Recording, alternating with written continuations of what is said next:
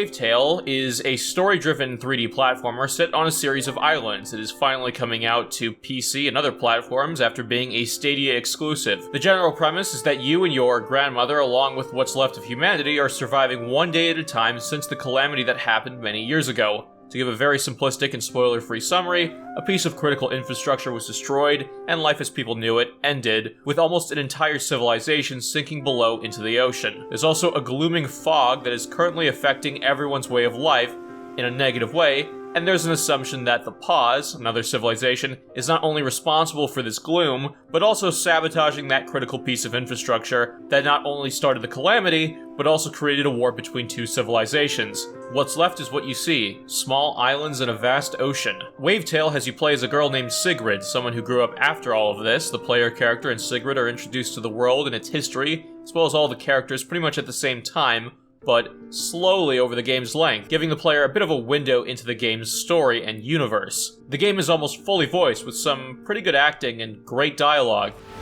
I can make out the triplets ahead. Didn't you and Grandpa used to live there? We did. Is that where you met? No, but it's where we had our first date. He was so nervous, the poor man. But he dared to ask you out. I asked him out, dear girl. Without me, we wouldn't even have gotten to first base. Grandma! What? That's how it was. The game generally shines in not forcing a lot of cutscenes down your throat at the beginning and letting revelations and world details just slowly build up over time. Playing the game, I was actually getting a bit excited. I wanted to see where the plot was going. Unfortunately, on the gameplay side, it's a bit shallow, but one of the things the game gets right are the basics. Platforming, combat, and travel. Platforming is quite forgiving, which unfortunately means the game is quite easy, but due to its simplistic yet effective controls, it is very fun to traverse obstacles. You have a grappling hook, and your momentum keeps everything going at a satisfying pace. The combat is also kinda shallow. You don't exactly have combos, but hitting enemies is fairly satisfying and responsive, but that's about it. Traveling is quite fun. There are fun little ways to get around to each island for the story, like the obstacle courses. Those are really fun. The game doesn't have much variety in gameplay, challenge, or progression, so all of this can still get kind of repetitive. The game aesthetically is quite nice, I will say. The graphical fidelity is very good. The draw distance can have a few issues. I noticed a few bugs in my playthrough, but nothing too severe. The game is locked at 60 FPS for whatever reason. I don't know why.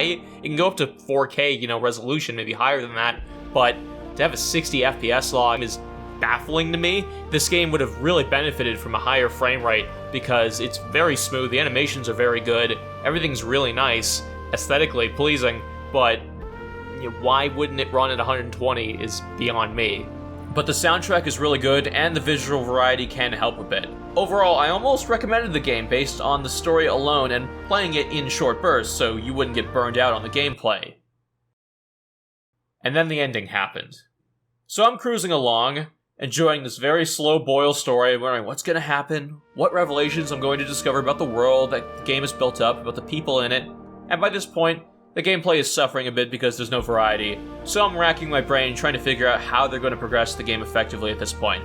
I'm thinking the game is going to go on for about 8 hours in total. I'm on my way to the 4-hour mark, something's going to happen. Well, something did happen. It ended. The game just sprints to the finish line, absolutely just powers right to it. The game was paced perfectly in terms of storytelling, and all of a sudden, a bunch of characters are introduced that reveal critical info about the plot, some of whom that were involved in what exactly happened regarding that calamity, but because their introduction is so sudden and so fast, we hardly care about them, and when they give us their big info dump emotional story plot twist, it's hard to really care. Because we just met these characters, and quite literally one really important one is just on screen for a single scene to explain, and then the game quickly sprints to the final level. Between meeting that character and the game's ending credits, it's about 20 minutes, and he's only on screen for about 2 of them. This rush really hurts the mystery that the game was building up to regarding its world and that world's past, as it just ends up feeling so incredibly shallow and almost lazy in its execution. The ending for the grandmother and granddaughter is mostly fine, but it's still sorta unsatisfying without getting into spoilers. The pacing is just so terrible though, and that hurts just about everything related to the ending. Even regarding the stuff I liked, it honestly makes me wonder if development was slashed at the halfway point and the team was just told to wrap it up. For the ending, there's just nothing interesting about the writing. It honestly comes out pretty amateur in how it's not only presented, but with how it's written. Like, the build-up to this point was really good. There was emotional moments for pausing and reflection, and then there was this curiosity in what it was going to lead to, and it just essentially leads to something so shallow that it makes me wonder what happened. The ending was as shallow as the gameplay, and speaking of which, 4 hours is still enough time to have better gameplay mechanics too. That's how long it took to beat the game, 4 hours, and yet the gameplay was very repetitive after the first hour. Like, I can understand a small studio struggling with gameplay elements when trying to focus on a story-driven game, but seriously, you couldn't add better mechanics that would stretch out to 4 hours? You had some Stadia money. Did you just spend it all on multiple dubs for your story? Which, by the way, the game isn't even fully voice-acted anyway, for any language? The final boss was the only time you guys really changed things up, and it was still underwhelming, despite it being your finale. It wasn't a good finale. It felt unpolished. It was just more repetitive button mashing, and again, you can have passable gameplay if your story is good, but that's really only acceptable to me if you have a lengthy completion time, like an 8-hour plus game. The gameplay almost never evolves past the first hour, and the challenge isn't there either. It's a consistently shallow experience. At least the gameplay ends at 4 hours and I didn't have to suffer through too much repetition, but that's hardly a consolation. The game's short length invited something better, but nothing came, and I'm left feeling very disappointed. That being said, it's not like I didn't enjoy the game up until the last half hour. I did.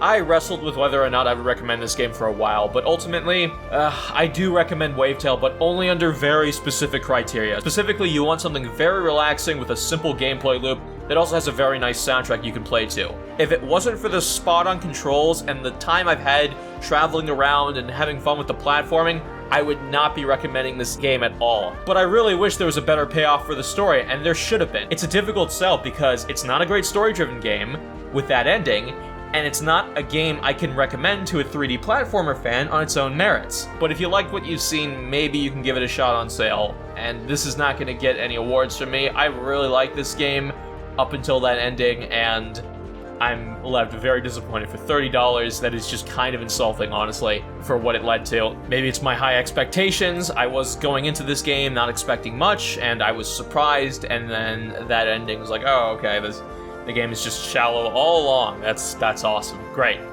Anyway, guys, thank you very much for watching. If you like the game, that's fine, but I just had a lot of problems with it. I'm still recommending it, though, but again, under very specific criteria.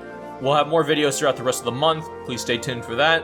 Thank you very much for watching. I'll see you next time. I'm out.